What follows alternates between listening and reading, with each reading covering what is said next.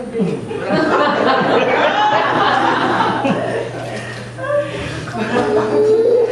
going to be telling the truth that like I said, we barely trip on it. It is a reality in life because we are standing. I'm standing. Speak loud. Speak loud. I think I can bring my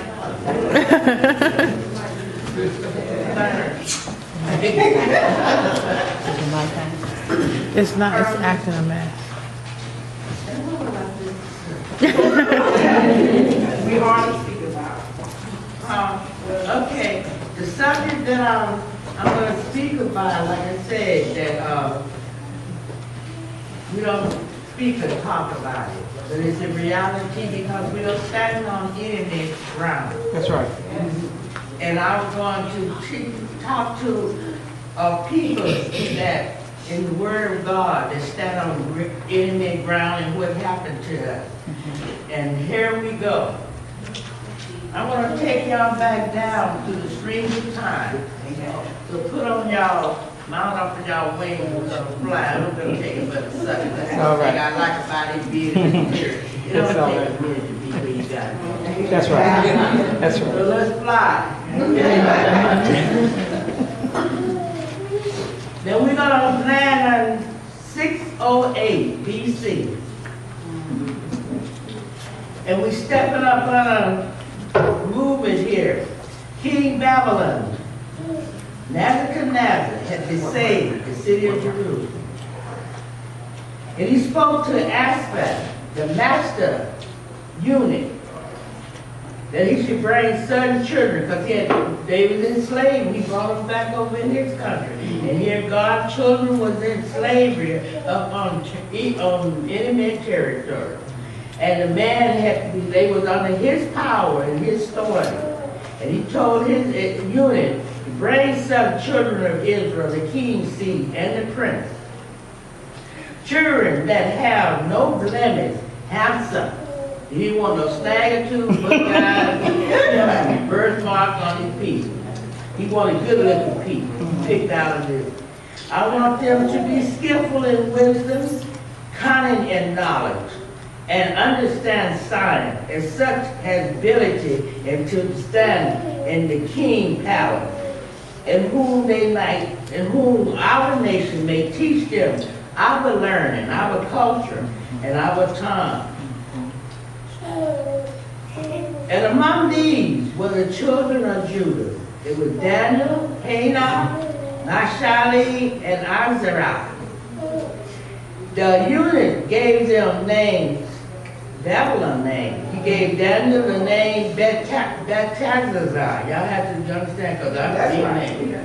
And Hananiah, Shadrach, and Mishael, Meshach, and to Azariah, Abednego. God had brought Daniel in favor, tender love with the prince of the eunuch. They loved Daniel. Daniel had something, it's in the Bible in Daniel 2, that he had an excellent spirit. But I'm coming, to get to my lesson, I'm introducing you what these men were doing in Babylon and what the king of Babylon did with these poor men. At the end of 3 years, Nebuchadnezzar called for a personal inspection of the young men trained in his court. And for these 4 children, God gave them knowledge, skills, and all learning and wisdom. And Daniel had the understanding of all wisdom and dreams. Wow. The king found none like, the king Nebuchadnezzar found none like Daniel, Hananiah, Mishael, and Azariah. In all matters of wisdom and understanding that the king inquired of them, he found them 10 times better than all the musicians, the astrologers, in all his realm. The king could not in all his realm.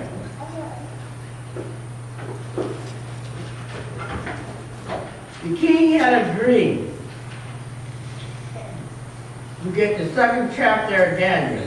The dream had a dream. The king said unto them, you do not make known. He told his astrologers, the people that did that time, that was the wisdom, the knowing wisdom at that time. He told them, you don't tell me my dream, interpretate.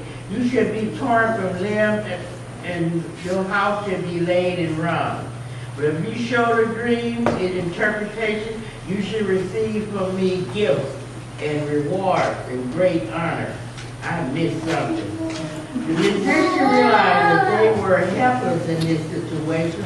They humbly say, there is not a man on earth who can meet the king's demand, none to show it to the king except the gods who dwell not with flesh. Meaning, somebody, the king is talking about, I had a dream and called some people up. These are astrologers and people that can identify what he was, tell me what I dreamed. And I want to know the meaning of the dream. They told him to listen here. We can't tell you. They're going to have to be somebody out of this world to be able to do this for you. Okay? Nebuchadnezzar was very angry. That was something that we read about Nebuchadnezzar and Jeremiah and different places where God described this man's behavior. He was no joke. He was very cruel, and he didn't take time when he had something to do like that. He didn't give a second thought about nothing, and very cruel and stuff. And when they told him they couldn't tell him his dream, Nebuchadnezzar was very angry. Said, "Put all my wise men to death." The degree would follow that the wise men should be slaves. Daniel and his companions. I had missed something, so we had to get on that too, but something I had missed, but okay, we go on to this.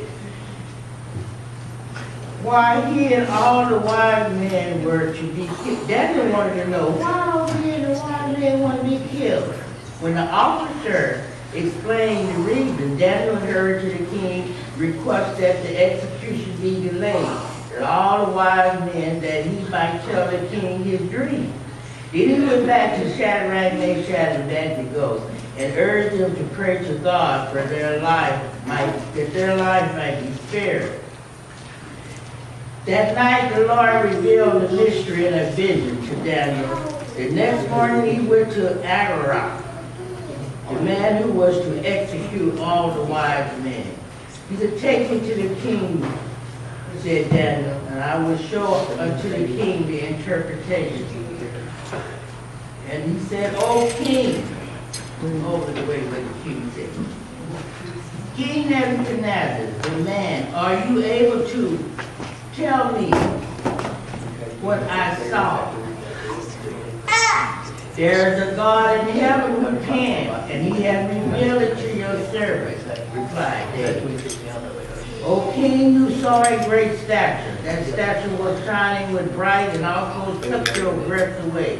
You saw that his head was pure gold, and his chest were as silver, and belly and thighs was bronze, and his legs of iron, and feet were part iron and part of baked clay. As you were watching, you saw a stone being cut out. This stone struck the brazen image, its feet, and smashed it to pieces. Then the great image came crashing down to the ground, dissolving into dust.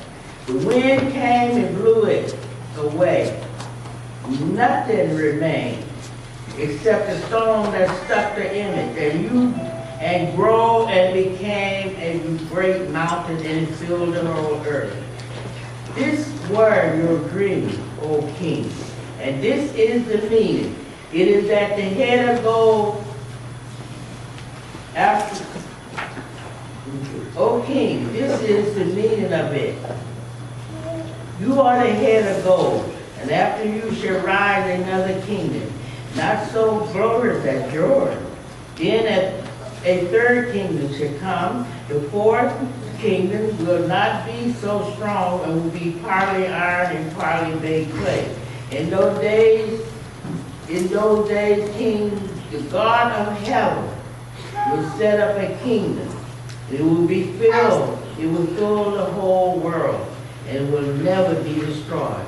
Nebuchadnezzar was so pleased with Daniel, for he fell upon his face to worship Daniel. Wow!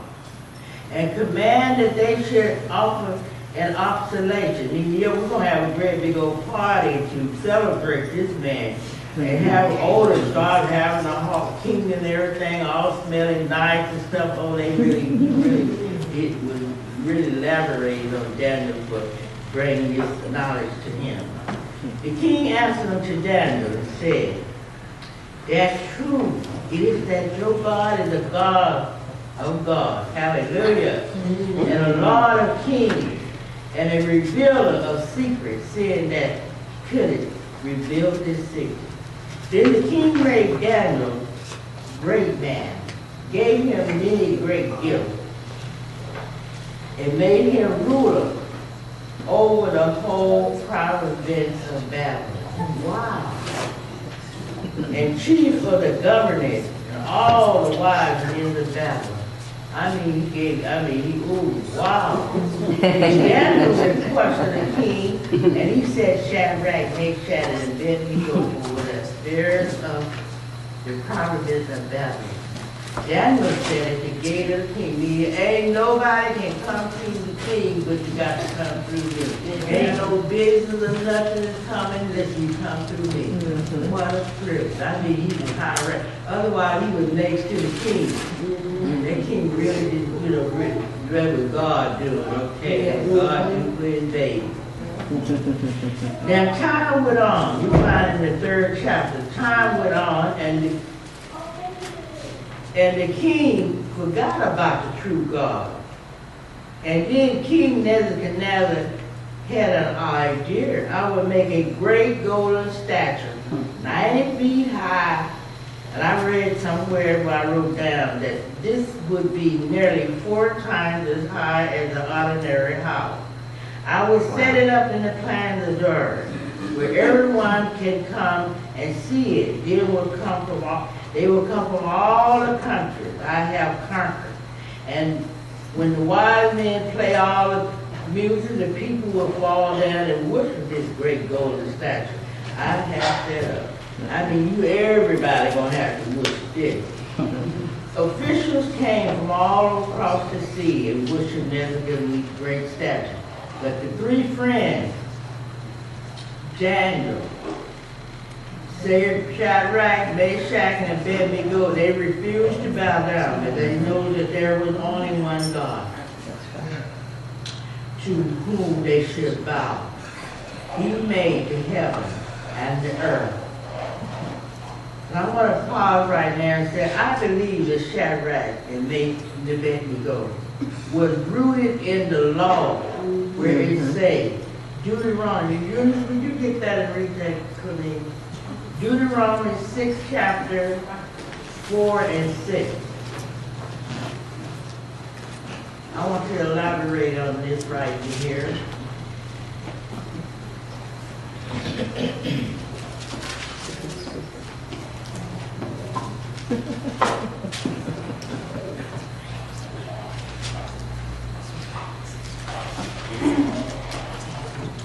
Hear, O Israel, the Lord our God is one Lord. And thou shalt love the Lord thy God with all thy heart, with all thy soul, and with all thy might.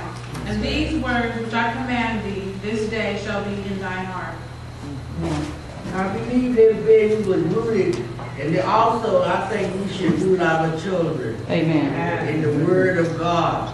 And he said, and she didn't go to the 6th verse of it, that you should do it when morning, night, and day, from the time they wake up, from the time they go to bed. You have to be talking to your kids about God. That's right.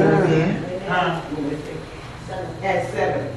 And thou shalt teach them diligently to thy children, and shalt talk of them when thou sittest down in thy house, and when thou walkest by the way, and when thou liest down, and when thou risest up. Amen. That's right. And that's the boy, I believe that's why they can stand up in under condition like this. That's right. And stand for the state God. That's right. And they learn to love, Amen. rooted and grounded in their soul. Yes, ma'am. It says, okay. King Nebuchadnezzar has said, who falleth not down and worship, that same hour be cast into the midst of a burning furnace fire. There certain Chaldees came and accused the Jews, said to the king Nebuchadnezzar, O king, live forever. You, O king, have made a decree that every man that shall hear the sound of the music shall fall down and worship the golden statue. And whosoever falleth not down and worship that, he shall be cast into the midst of a burning furnace fire. The Shadrach and Meshach and Abednego, whom thou hast set over the affairs of the province of Babylon, O king, these men, O king, has not regarded thee, nor worship the golden statue which thou hast set up.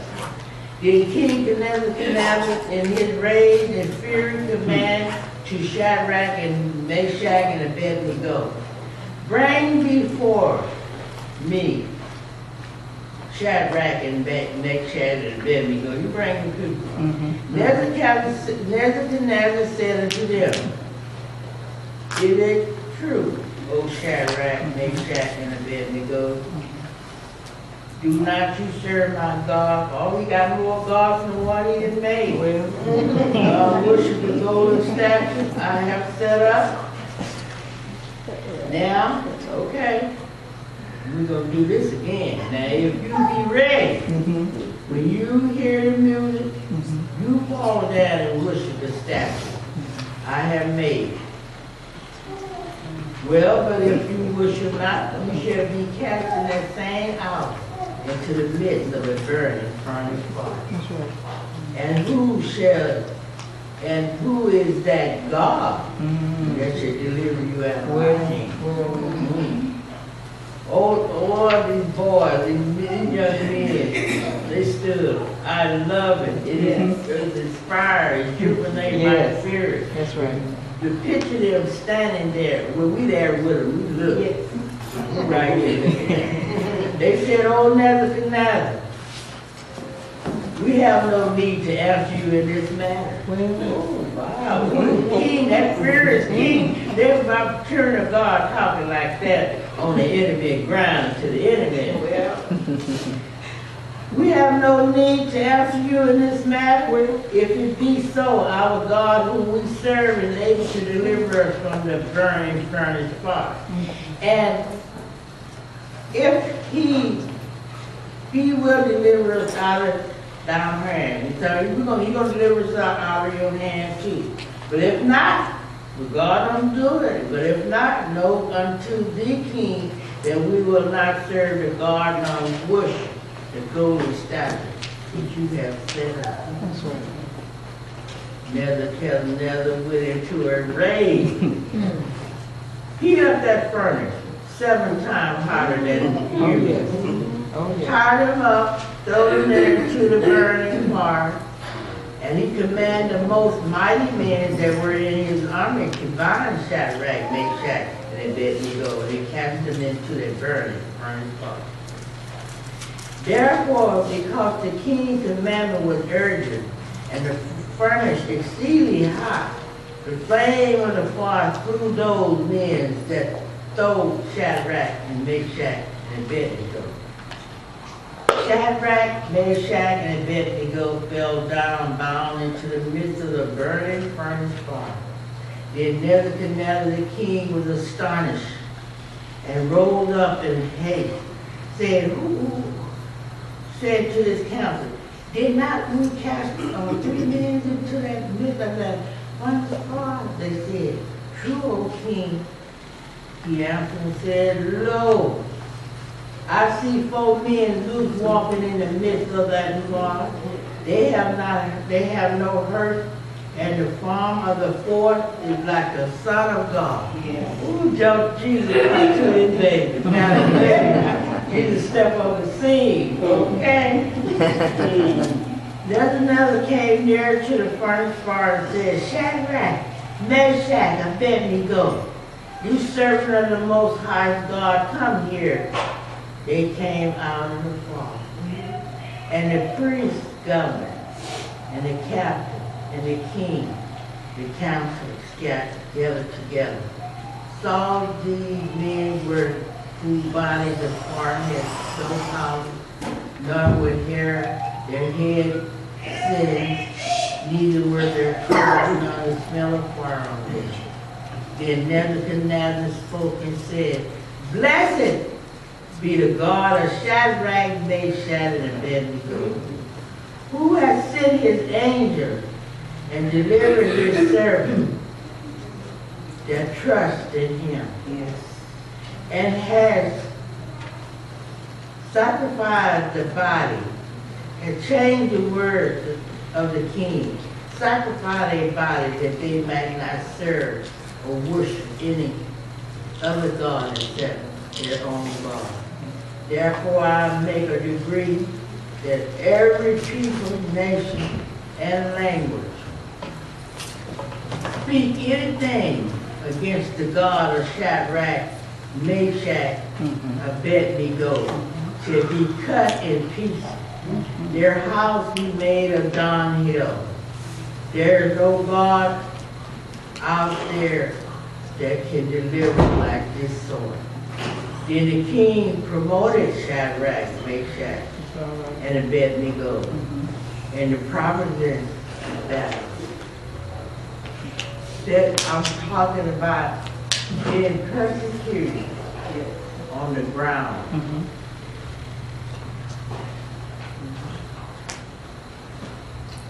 And then we're going to fly on back up into time, AD 27. We need a man at this step. Jesus talked about repent, the kingdom of heaven is at hand. God, excuse me, I'm getting giddy. Sit down, sister. I'm sorry today. Okay. Okay, thank you. Okay. In Matthew 14:17, we meet a young man stepping up on the scene. Jesus of Nazareth, beginning to preach. Repent, for the kingdom of heaven is at hand. Thank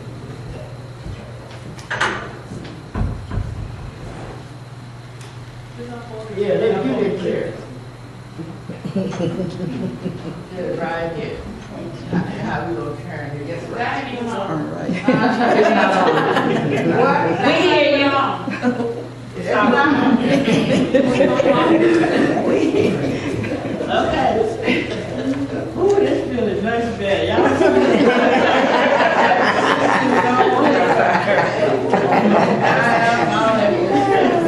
That's all right. the neck of Jesus stepping on the scene in AD 27. Repent, for the kingdom of heaven is at hand. And you read Matthew, Mark, Luke, and John. Jesus was talking about the kingdom is ready to be established.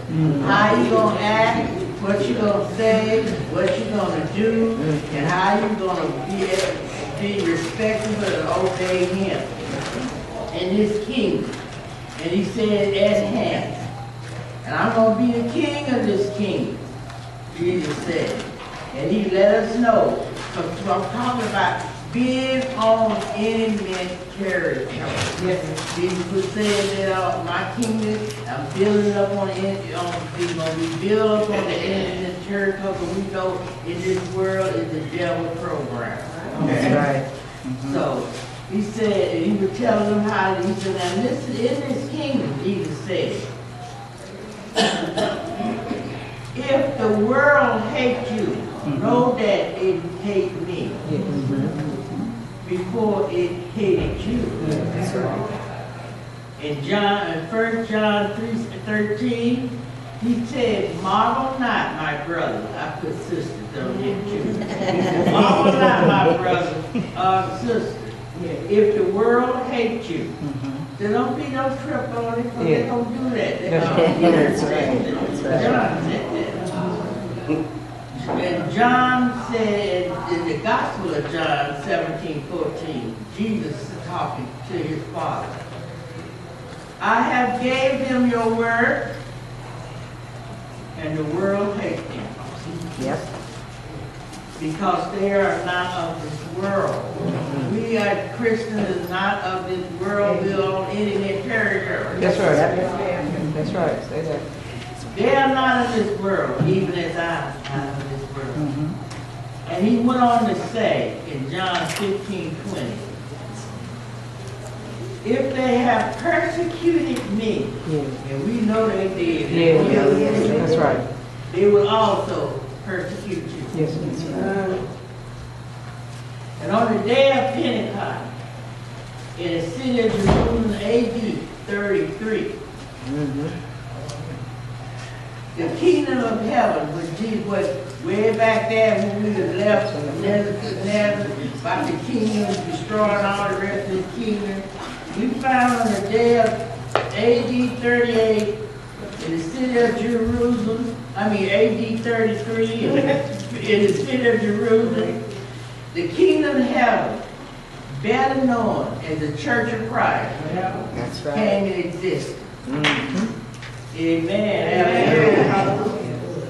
And to get up in this kingdom, Peter said unto them, you repent, be baptized, every one of you, in the name of Jesus Christ, for the remission of your sin, you shall receive the gift of the Holy Ghost. And they that gladly received his word were baptized that same day, were added unto them about 3,000 souls, getting of this kingdom.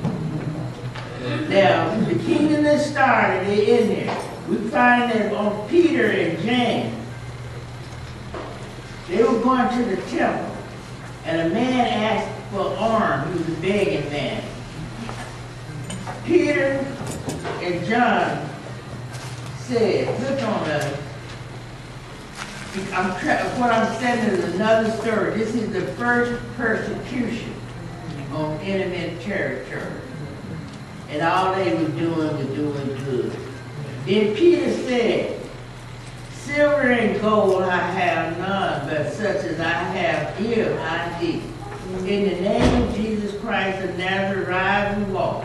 And he took him by the right hand and lifted him up. His feet and ankles and bones received strength. And he leaped up and stood and walked and entered with them into the temple, walking and leaping and praising God. And all the people saw it, him walking and praising God, and the man was giving the praise to Peter and the people, that they would live to Peter and John. When Peter saw that, he answered unto the people, you men of Israel, why look on us as by our own power we made this man to walk? The God of Abraham and Isaac and Jacob has glorified his son Jesus, whom you denied in the presence of Pilate, whom he was determined to let him go. And you killed the Prince of Life whom God had raised from the dead. And we are witnesses his name. Through faith have made this man whole. And all the people gathering around, making such show, commotion and everything, and look what happened on enemy territory. As he speak unto the people, the priests, the captain of the temple, the Sadducees came upon him, and they laid hand on him and put them in jail until the next day, since it was already evening, too late for a cry. They got up there doing good and stuff, and they saw that, and there were all these people coming up and listening to these people, and they put them in jail. The next morning, the leaders met in council high priest, Cephas, John, Alexander, everyone of the high priest's family. Peter and John were brought in before the council and attempt to frighten them so that they would stop speaking, stop spreading the story of Jesus. Peter, filled with the Spirit of God, spoke to the council, rulers, the people, the elders. If we were being examined today concerning a good deed done to a cripple, by what means this man has been healed, be it known to you all and to all the people of Israel, that by the name of Jesus Christ of Nazareth, whom you crucified, whom God raised from the dead, by him this man is standing before you well. Amen.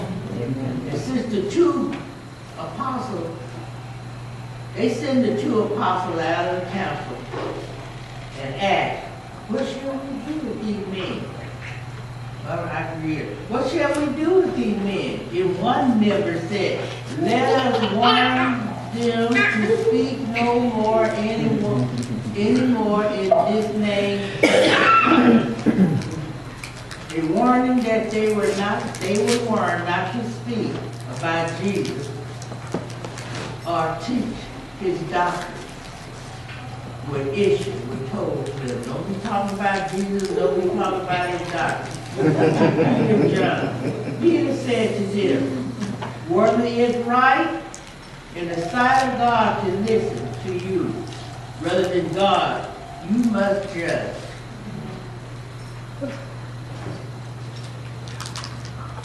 We are to go and teach all nations. We are to baptize them in the name of the Father and the Son and the Holy Ghost. Yes. We are to teach them to observe all things whatsoever I command you. And lo, God say, I am with you always to the end of the world. And the word is still going from the back to up to the stream of time. We must obey God rather than man. That's right. Amen. Now we're gonna go. I got a little more time. You're gonna see on the first death. There was a man named Stephanie on the Indian territory. The first man that died in the Christian faith. His name was Stephanie. Stephanie, man full of faith of the Holy Ghost, did great wonders and miracles among the people. The Jewish leaders, they watched Stephanie. They noticed his speaking and had him arrested and brought before the council. We have heard him speak blasphemous words against Moses and God. And let's get on. So what time is it? Is my time?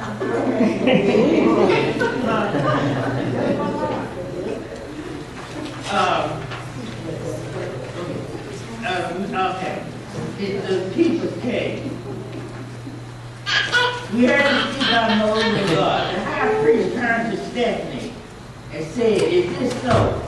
Brothers and fathers, hear me, said Stephanie in defense. Stephanie recounted the history of the Jewish people in the days of the patriarchs, prophets, and the kings. The hope of the Messiah was clearly set forth by Stephanie. He turned on the Jewish audience and said, you stiff-necked people, uncircumcised of heart, ear, you always resist the Holy Spirit. And as your father did, so do you. Which of the prophets did your father did not persecute? Who announced beforehand the coming of the righteous one, who have now betrayed and murdered? The sharp accusation against religion, the sharp accusation enraged the religious leaders, and they ground their teeth. Stephanie gave towards heaven, because this is to get on again. He said, Behold, I see the heaven open, and the Son of Man is standing at the right hand of God. Jesus said, Father, you have to excuse me. I ain't sitting down on this.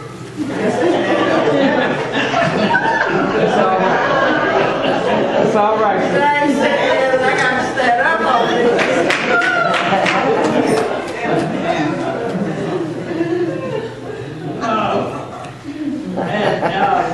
The council couldn't stand no more, stopping their ears. The Jews seized Stephen, hurried him out of the city to the pit where criminals were stoned. To induct a Jewish execution according to the law, it was necessary to have an officer witness present. Saul, a young member of the Sanhedrin, was standing by and consented to Stephen's death. And at that time there was a great persecution against the church, which was in Jerusalem. The fire of persecution was killed, Christians were stripped of their possessions and driven from their homes. They endured great fight, affliction. Some were crucified, were thrown in wild beasts, burned alive. And we find that young man that gave consent of Stephanie murder. We found that he later on became a Christian man, and God anointed him to be an apostle to us. That's who talks to you. Most of you read the Bible in the New Testament, it's Paul telling us what to do. Jesus Christ and Apostle Paul, those are my running buddies. Those men are my running buddies. Boy, I love them. I just hang with them. They wouldn't hang out with them. Anyway, Paul, I mean, he was persecuted for the cause of Jesus Christ on enemy territory. That's right. One time, his last journey, preaching the gospel, he was on his way back to Jerusalem. And he was saying in the Acts 20, and the 23rd and 24th verse, Paul said the Holy Spirit was telling us, you're going to be bound. Very bad things going to start happening to you. There's a lot of bad things that happen to you, but it ain't over yet. And Paul said that, could you read that 20, Acts 20, 24. Acts 20 and 24. But none of these things move me, neither count I my life dear to myself, so that I might finish my course with joy, and the ministry which I have received of the Lord Jesus to testify the gospel of the grace of God. He said nothing bothered me about they gonna kill me. And then when he did get to Jerusalem, he was out on Caesarea, and he was going down to Jerusalem. And at that time they had prophet people, and the prophet told Paul, don't be going down to Jerusalem because they're going to do you. And Paul said, oh, what me? And the people in Luke, the physician, they all, oh, don't go down there, don't go down there. Paul said, what me?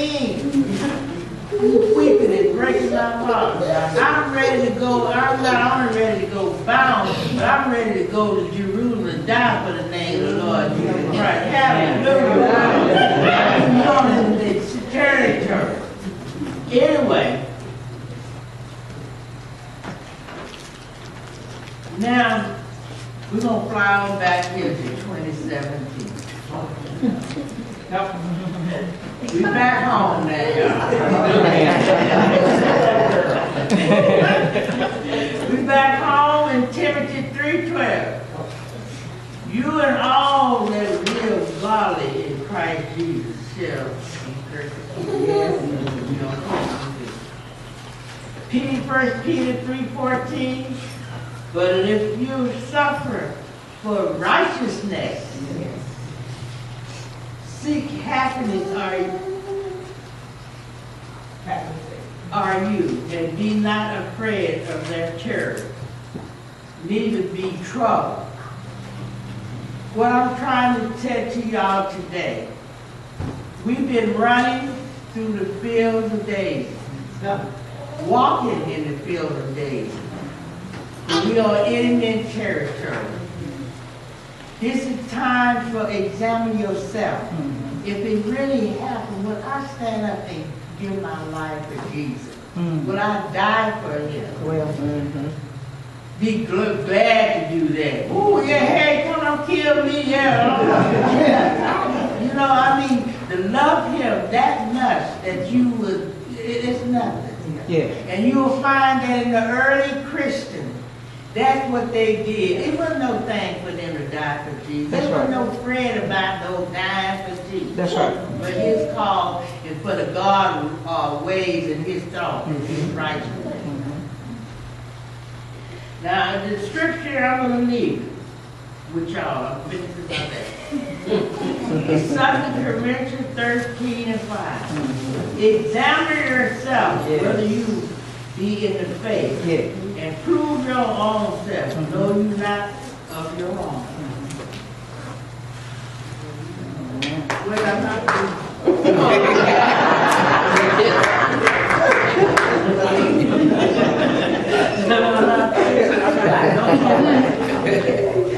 Oh, what a wonderful, wonderful